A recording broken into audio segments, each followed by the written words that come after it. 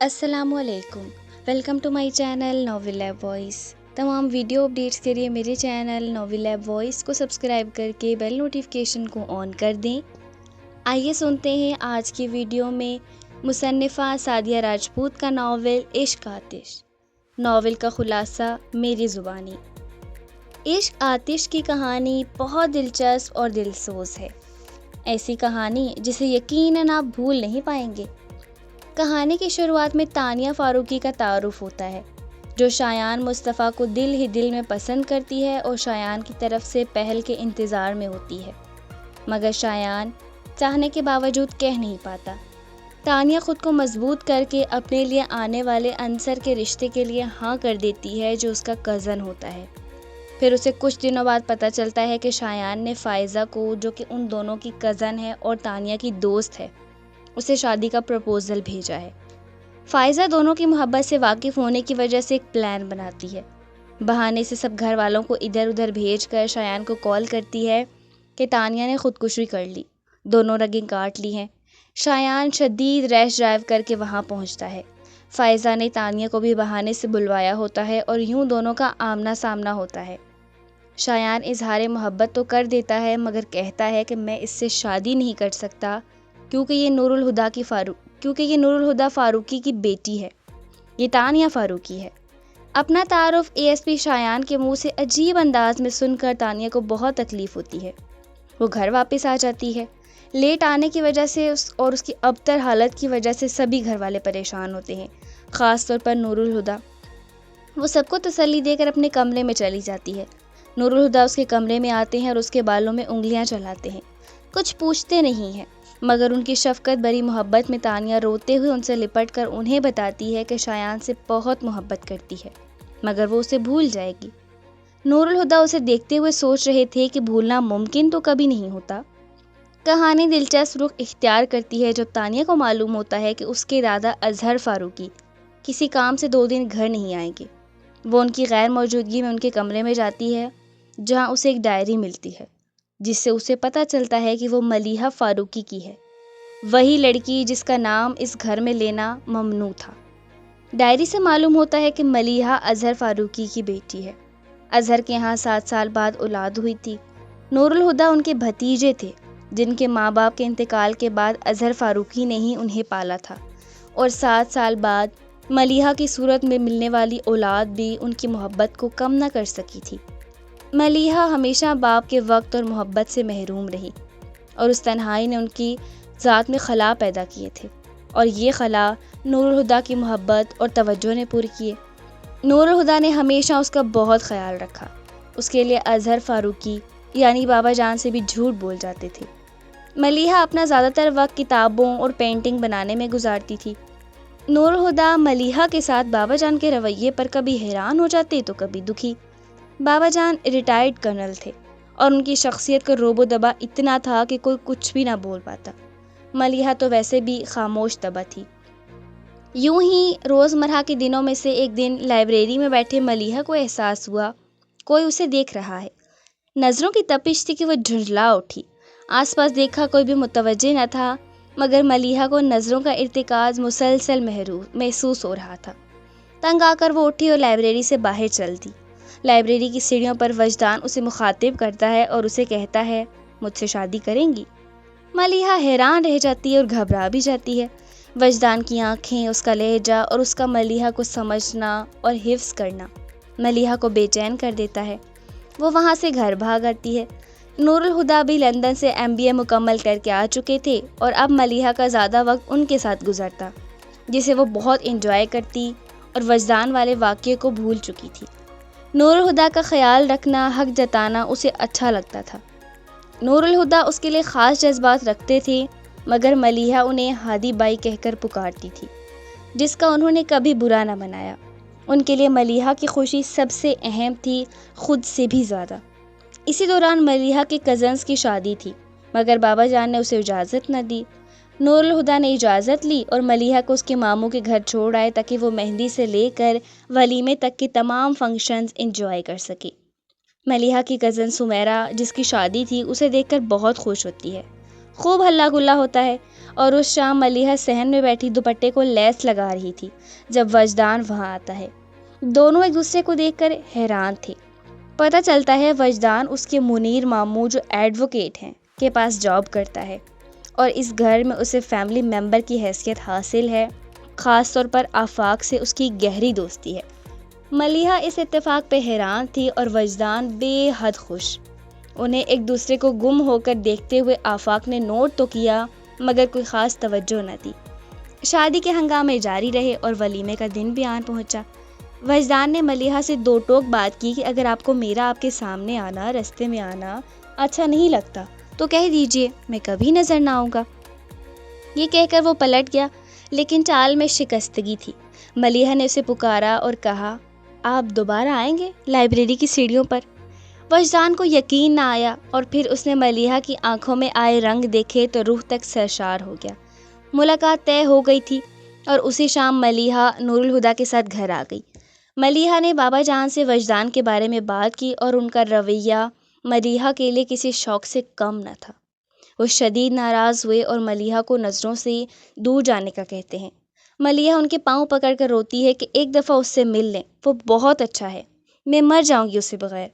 اور اس کے بابا نے سفاکیت کی آخری حدوں کو چھوتے ہوئے کہا کہ مر جاؤ گی تو کندھے پہ اٹھا کر دفنا آؤں گا۔ ملیحہ کی روح تک ان کے رویے سے چھلنی ہوئی۔ وہ روتی سسکتی کمرے میں لوٹ آئی۔ ساری رات یوں ہی روتے تڑپتے گزری اور صبح بابا جان نے اسے کہا کہ نور الہدیٰ کے ساتھ تمہاری منگنی طے کی ہے اور 3 دن بعد شادی ہے۔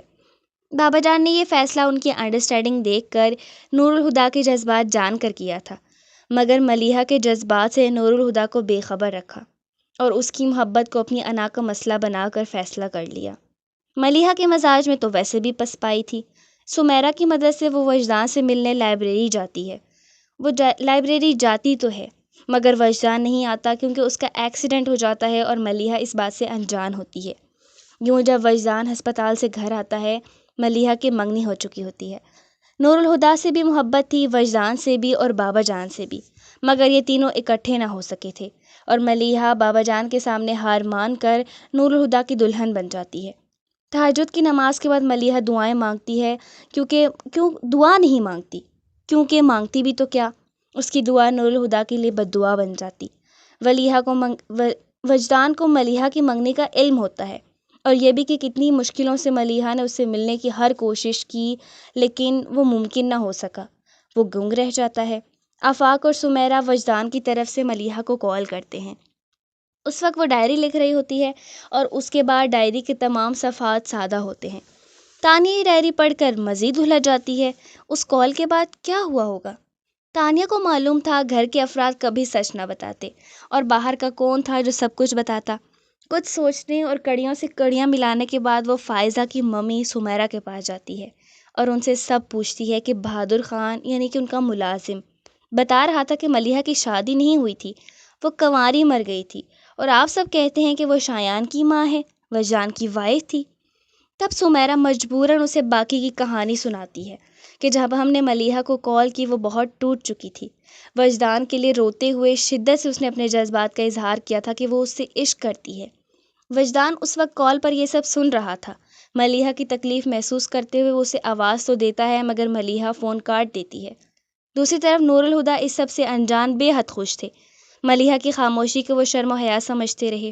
آخر وہ دن بھی آن پہنچا کہ ملیحہ نور الہدیٰ کے لیے دلہن بنی۔ اس سے پہلے ٹوٹ کر روئی۔ سمیرہ سے التجا کرتی رہی کہ مجھے بچا لو، میں مرنا نہیں چاہتی، مجھے لگتا ہے میں مر جاؤں گی۔ سمیرہ سے کہتی ہے تم اس شادی سے منع کر دو، ہم سب تمہارا ساتھ دیں گے۔ ملیحہ کہتی ہے کہ میں بابا جان کو منا نہیں سکی، وجدان سے بھی نہیں مل سکی، میرے پاس کوئی راستہ نہیں ہے۔ ویسے بھی بابا جان سے بے پناہ محبت تھی تو وہ ان کی مرضی کے بغیر کچھ کرنا نہیں چاہتی تھی۔ جب وہ دلہن کے روپ میں تیار تھی، وجدان آخری بار اسے ملنے آیا۔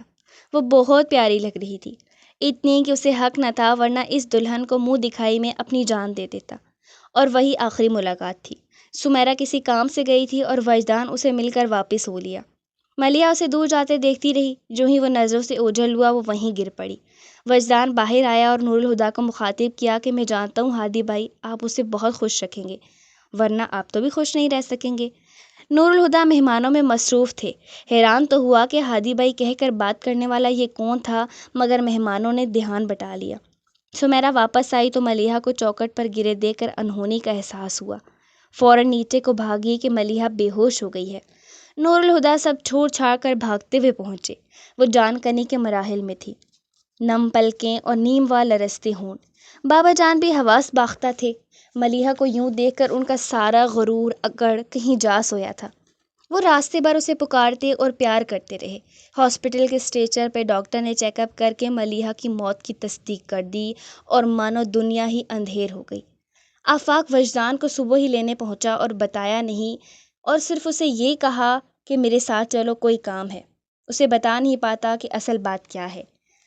وجدان قصر فاروقی پہنچتا ہے تو اسے بہت عجیب لگتا ہے کہ کل یہ گھر کیسا تھا اور آج ویران۔ رونے اور بین کرنے کی آوازیں آ رہی ہیں۔ آفاق کہتا ہے کہ ملیحہ مر چکی ہے وجدان، اور اسی لمحے وجدان بھی مر گیا، اور اس کی بے یقینی کی کیفیت، خاموشی آفاق کو بہت عجیب لگتی ہے۔ وجدان نور الہدیٰ کے ساتھ ہی ملیحہ کے جنازے کو آخر تک کندھا دیتا ہے اور قبر میں اتارے جانے کے بعد چلا جاتا ہے۔ نور الہدیٰ بھی گھر آتے ہیں اور 24 گھنٹے گزرنے پر حیران ہو جاتے ہیں کہ کیسی محبت تھی، وہ چلی گئی اور میں ابھی بھی زندہ ہوں۔ بابا جان بھی ٹوٹ پھوٹ کر شکار تھے۔ نور الہدیٰ کو ملیحہ کے کمرے میں ڈائری مل جاتی ہے اور وہ سب جان جاتے ہیں۔ شدید تکلیف میں وہ روتے ہوئے ملیحہ کو پکارتے ہیں کہ ایک بار تو کہا ہوتا کہ وجدان چاہیے، میں تمہیں لا کر دیتا، یوں چھوڑ کر نہ جاتی۔ میں نے کب تمہارے ساتھ کی چاہ کی ہے، تمہاری خوشی مجھے عزیز تھی۔ پھر اس دن سے نور الہدیٰ نے ویسا ہی رویہ بابا جان کے ساتھ رکھا جیسا سرد رویہ وہ ملیحہ کے ساتھ رکھتے تھے، وہی سزا جو وہ ملیحہ کو دیتے تھے۔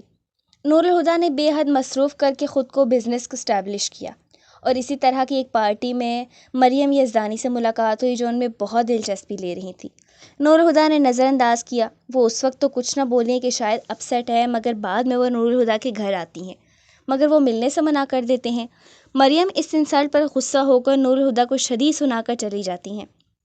بعد میں نور الہدیٰ کو احساس ہوتا ہے کہ غلط کیا۔ وہ مریم کے گھر جا کر معافی مانگتے ہیں۔ کچھ وقت بعد مریم انہیں پرپوز کر دیتی ہے۔ نور الہدیٰ اپنی محبت اور ملیحہ کی موت کے بارے میں بتاتے ہیں۔ مریم پھر بھی راضی ہو جاتی ہیں کہ ملیحہ مر چکی ہے اور میں اپنی محبت سے آپ کو سنبھال لوں گی۔ نور الہدیٰ بھی راضی ہو جاتے ہیں کہ دل کا ایک کونا ملیحہ کے لیے رہے گا، باقی میں تم سے ہمیشہ محبت کروں گا۔ وقت گزرتا رہا۔ نور الہدیٰ بابا جان کا خیال رکھتے ہیں مگر ان سے بات نہ کرتے، ان سے وہی سرد رویہ اپنائے رکھتے۔ شادی کے 3 سالہ عرصے میں مریم نے نور الہدیٰ کو ملیحہ کے کمرے میں جاتے کئی بار دیکھا۔ وہ برہم ہی ہوئی، اور تانیہ کی پیدائش کے بعد جب وہ تانیہ کو بھی ملیحہ کے کمرے میں لے کر گئے تو انہوں نے خوب ہنگامہ کیا، اور اس سارے مسئلے سے بچنے کے لیے بابا جان نے ملیحہ کی ساری تصویریں ملیحہ کے کمرے میں رکھوا دیں، جنہیں غصے میں مریم توڑ چکی تھی، اور اسی لیے ملیحہ کا اس گھر میں نام لینا ممنوع ہو گیا کہ نور الہدیٰ کی ازدواجی زندگی خراب نہ ہو۔ دوسری طرف وجدان ملیحہ کو دفنا کر آیا تو وجدان کی والدہ اس کی بکھری حالت سے پریشان ہو کر سچ سے انجان یہ کہتی ہیں کہ ٹھیک ہے، میں راضی ہوں تم سے، پچھلے دنوں سے جو بھی ناراضی تھی سب ختم، اپنے ایسے حال خراب نہ کرو، جب کہو گے ہم ملیحہ کے گھر چلیں گے تمہارا رشتہ لے کر، اور منا لیں گے اس کی فیملی کو تمہارے لیے۔ وجدان کی ماں اس کے لیے کھانا لانے کا بول کر اٹھ جاتی ہیں، اور وجدان ملیحہ کی شبیہ دیکھتا ہے اور دیوانہ وار بھاگتا ہے۔ اس کی ماں واپس آ کر اسے نہ پا کر پریشان ہو جاتی ہے اور سب کو اسے ڈھونڈنے بھیجتی ہیں۔ صبح کا وقت ہوتا ہے۔ اس کی ماں اسے وہاں موجود نہ پا کر سب کو اٹھاتی ہیں صبح اور اسے ڈھونڈنے بھیجتی ہیں۔ وجدان ملیحہ کے پیچھے دیوانہ وار بھاگتا ہے، جانے کہاں سے کہاں جا پہنچتا ہے۔ اس کی حالت پاگلوں جیسی ہوتی ہے۔ ابتر حلیے پہ اس کی عجیب باتیں، لوگ اسے پاگل خیال کرتے ہوئے پتھر بھی مارتے ہیں۔ یوں وہ اندرون سندھ کے چھوٹے سے گاؤں میں جا پہنچتا ہے۔ وہاں ایک بنجر سے پیڑ تلے وہ ویسے ہی بکھرے حلیے اور اجڑی حالت میں بیٹھا ہوتا ہے جیسی کبھی پینٹنگ بنا کر اسے ملیحہ نے گفٹ کی تھی، جس کا نام عشق آتش تھا۔ اس گاؤں کے مولوی صاحب بھی اسے ملنے چلے آتے ہیں کیونکہ لوگ اسے سائیں کہنے لگے تھے۔ مولوی صاحب کی اولاد نہ تھی، گھر میں بچوں کو قرآنی اور دنیاوی تعلیم دیتے تھے اور ایک چھوٹی سی دکان تھی۔ ان کی لگی بندی روٹین تھی۔ وہ وجدان کے بارے میں کافی کچھ محسوس کر چکے تھی، اس کی عجیب باتوں سے جن میں ملیحہ کا ذکر بار بار ہوتا تھا، پر اسے کبھی کچھ بھی نہ کہتے۔ مولوی صاحب وجدان کے کئی بار غصے میں منع کرنے اور بدلحاظی کے باوجود اس کے لیے باقاعدگی سے کھانا لے کر جاتے تھے۔ ان کی بہت کوششوں کے باوجود وہ سوائے ایک بار کے ان کے گھر جانے کو راضی نہ ہوا۔ وہ ایک بار بھی نیم بے ہوشی میں تانگے والا اسے مولوی صاحب کے گھر چھوڑ کر گیا تھا، کیونکہ مولوی صاحب نے سب کو کہا تھا کہ وہ انہی کا مہمان ہے، اور وہ شدید بخار میں پھنک رہا تھا، تبھی تانگے والا انہیں مولوی صاحب کے گھر چھوڑ گیا۔ یوں ہی ایک دن سائیں رات کے اندھیرے میں اسی درخت کے نیچے آنکھیں بند کیے بیٹھا تھا، تب اسے ایک جیپ رکنے کی آواز سنائی دی۔ اس نے آنکھیں تب بھی نہ کھولے یہاں تک کہ وہ لوگ واپس چلے گئے۔ کچھ دیر بعد اسے باریک سی رونے کی آواز سنائی دی، اور پھر جھاڑیوں سے اسے ایک نو مولود بچہ جسے غسل بھی نہ دیا گیا تھا سائیں کو مل گیا۔ اسے گود میں لیے سائیں کے دماغ نے کچھ تو حواس بحال کیے۔ وہ مولوی صاحب کے گھر آ گیا، جو اسے دیکھ کر حیران اور خوش تھے۔ تاہم سائیں نے مولانی کی مدد سے اس بچے کو غسل دیا، چادر میں لپیٹا، کیونکہ اس کے کپڑے موجود نہ تھے۔ اس بچے کے ملنے سے سائیں میں یہ تبدیلی آئی کہ اس نے کھانا مانگا، اور مولوی صاحب نے اس کا حلیہ سدھار کر اسے کھانا دیا، اور یوں لمبے عرصے بعد سائیں نے جھاڑیوں سے بال اور داڑھی کٹوا کر نہانے کے بعد صاف کپڑے پہنے، مگر اسے اپنا آپ یاد نہ آیا کہ وہ کون ہے۔ سب نے اسے عبداللہ کہنا شروع کیا، اور وہ بھی عبداللہ بنتا گیا۔ کاکے کا ہر کام خود کرتا، مولوی صاحب کے گھر آنے والے بچوں کو پڑھا بھی دیتا، یوں وہ ماسٹر عبداللہ کے نام سے گاؤں میں مشہور ہو گیا۔ 10 سال کا عرصہ یوں ہی گزرا۔ ماسٹر عبداللہ نے لوہار کی دکان پہ کام بھی کرنا شروع کر دیا، یوں وہ کاکے کے تمام اخراجات خود اٹھاتا تھا۔ گاؤں والے پہلے حیران تھے کہ بچہ کہاں سے آیا ہے۔ مولوی صاحب کے سمجھانے پر کہ اس کا وارث کوئی سامنے نہیں آیا تو یہ عبداللہ کا ہی بچہ ہے، اور اب اسے کچھ بھی اول فول بول کر خود کو گناہگار نہ کرنا۔ یوں ہی ایک دن لوہار کے کہنے پر عبداللہ چودھری کے پلاٹ پر گیٹ کا کام کر رہا تھا، جہاں آفاق نے اسے دیکھا اور پہچان لیا، جو کہ وکیل کی حیثیت سے چودھری کے کسی کام سے آیا تھا۔ آفاق کو عبداللہ نے پہچانا تو نہیں، مگر وہ اس کے ساتھ آنے پر راضی ہو گیا۔ آفاق نے ہی تمام گاؤں والوں کو بتایا کہ یہ وجدان ہے، عبداللہ نہیں، ہم اسے کئی سالوں سے تلاش کر رہے ہیں۔ مولانی نے نہ چاہتے ہوئے ان دونوں کو رخصت کیا کہ ان کے وارث آ پہنچے تھے۔ وجدان گھر آیا تو بس سب کو بظاہر نارمل ہی ملا، مگر اس کا دماغ کسی کو پہچان نہیں رہا تھا۔ لاشعوری طور پر اسے سب اپنے لگے، مگر وہ کسی کو جانتا نہ تھا۔ آفاق نے اس کی آئی اس تبدیلی کو محسوس کر کے سب کو احساس دلایا، اور یوں وجدان کو ایک سائیکیٹرسٹ کو دکھایا گیا، جس نے تصدیق کی کہ واقعی وہ اپنی یادداشت کھو چکا تھا، اور اسے ہیلوسینیشنز ہوتی ہیں، جو اس مرض میں عام سی بات ہے۔ اسے ملیحہ دکھائی دیتی ہے، کیونکہ اسی کی موت کے صدمے سے وہ اس حال کو جا پہنچا ہے۔ گھر والوں کی کوششوں اور سائیکیٹرسٹ کی محنت سے وجدان بہتر ہوتا گیا۔ کاکے کو شایان مصطفیٰ سب گھر والوں نے نام دیا، کیونکہ وجدان نے کبھی اس کا کوئی نام رکھا ہی نہ تھا۔ وجدان کی فیملی یہی سمجھتی تھی کہ یہ وجدان اور ملیحہ کے بیٹا ہے، اور اسی لیے وہ ملیحہ کی تصویریں شایان کو دے کر بتاتے ہیں کہ یہ تمہاری ماں ہے۔ وجدان اس سب سے انجان تھا کہ اس کے کمرے میں موجود ملیحہ کی تصویریں جو اس نے ایگزیبیشن کے موقع پر لی تھیں، ان تصویروں کو گھر والے شایان کو دے دیں گے۔ یوں ایک زبردست قسم کی غلط فہمی پیدا ہو چکی تھی، جس کا اندازہ آفاق اور وجدان کو ذرا دیر سے ہوا۔ شایان ملیحہ کو اپنی ماں تصور کرنے لگا تھا، اور اسے اگر انکار کیا جاتا تو پھر اس کی ماں کون تھی کا سوال اس کی شخصیت کو تباہ کر دیتا۔ معاشرہ اس پر سوال اٹھاتا سو الگ۔ آخر آفاق نے تمام گھر والوں کو شایان کی حقیقت بتا کر اس بات پر آمادہ کیا کہ بے شک یہ غلط ہے ملیحہ کے بارے میں یوں کہنا کہ وہ وجدان کی بیوی اور شایان کی ماں ہے، لیکن وہ جھوٹ جو بہتری کے لیے بولا جائے وہ غلط نہیں۔ ملیحہ کو کھو کر وجدان پاگل ہو چکا تھا، اور شایان نے اسے واپس بہتر کیا ہے، یہی اس کی واپس ٹھیک ہونے کی وجہ ہے۔ اب اگر وہ شایان کو بھی کھو چکے تو وجدان کا بچنا ناممکن ہے۔ شدید پریشانی، ندامت اور سوچ بچار کے بعد آخر تمام بڑے وجدان اور شایان کی زندگی کے لیے رضامند ہو جاتے ہیں کہ ملیحہ ہی شایان کی ماں ہے۔ برتھ سرٹیفکیٹ اور نکاح نامہ بھی تیار کیا جاتا ہے تاکہ مستقبل میں کسی قسم کا کوئی مسئلہ نہ ہو۔ نور الہدیٰ اور اظہر فاروقی سے ملنا ملانا ملیحہ کے سوئم پر تبھی ختم ہو چکا تھا جب اظہر فاروقی نے سب کے سامنے اقرار کیا کہ ان کی انا کی وجہ سے ملیحہ مر گئی اور وہی اس کے قاتل ہے۔ اس لیے نور الہدیٰ اور اظہر فاروقی اس تمام معاملے سے لا علم رہے۔ شایان بھی یہی جانتا تھا کہ اس کے والدین کی لو میرج تھی، اس لیے اس کے نانا نے کبھی معاف نہیں کیا اور ملے بھی نہیں۔ البتہ آفاق کی پوری فیملی اس کا ننہال بن گیا، کیونکہ وہ ملیحہ کے ماموں زاد تھے۔ یوں اب شایان کا تانیہ کو پسند کرنا ایک نئی آزمائش تھا، اور تاریخ دہرائی جا رہی تھی۔ وجدان دوبارہ سوالی بن کر نور الہدیٰ کے پاس آتا ہے، اور تمام حقیقت جان کر بابا جان شدید غصہ ہوتے ہیں کہ ان کی معصوم بیٹی کو کیسے انہوں نے شایان کی ماں بنا دیا۔ نور الہدیٰ بابا جان کو سمجھاتے ہیں کہ تانیہ کہتی ہے کہ وہ شایان کو بھول جائے گی، مگر وہ نہیں بھولے گی، یوں ایک اور ملیحہ بن جائے گی، اور میں اپنی بیٹی کو یہ سزا ہرگز نہیں دوں گا۔ تانیہ کو یہ ساری کہانی سمیرہ نے بتائی اور نور الہدیٰ کو وجدان نے۔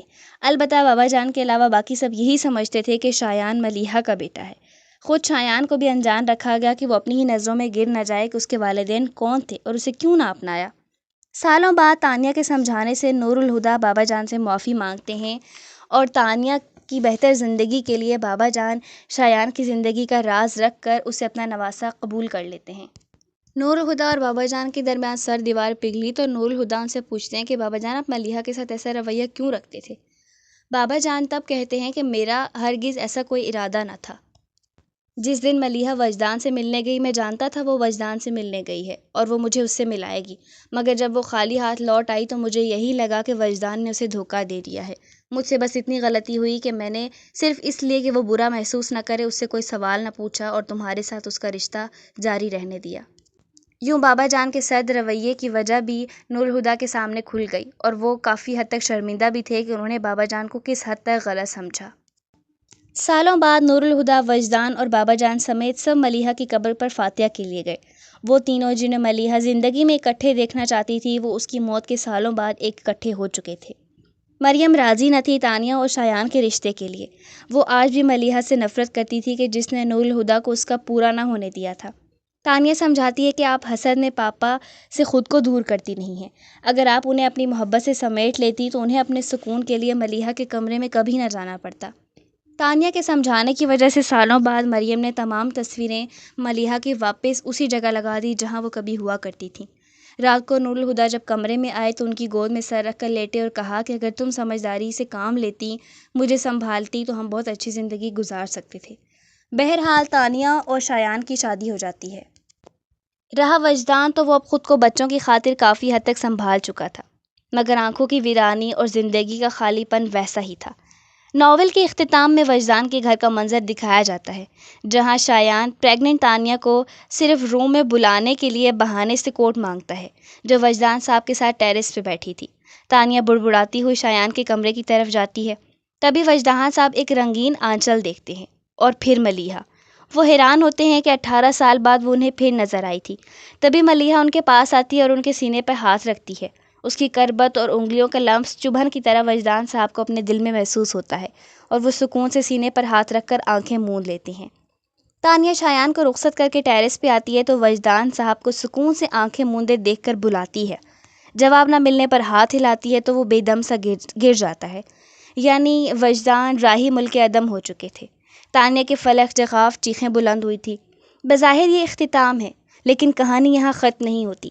اس اختتام سے نئی شروعات کی ابتدا ہوگی۔ محبت جسے بخش دے زندگانی، نہیں موت پر ختم اس کی کہانی۔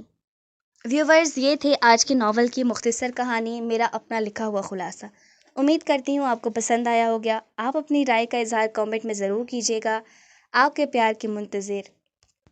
اپنا بہت سارا خیال رکھیے گا۔ اللہ نگہبان اور مجھے دعاؤں میں یاد رکھیے گا۔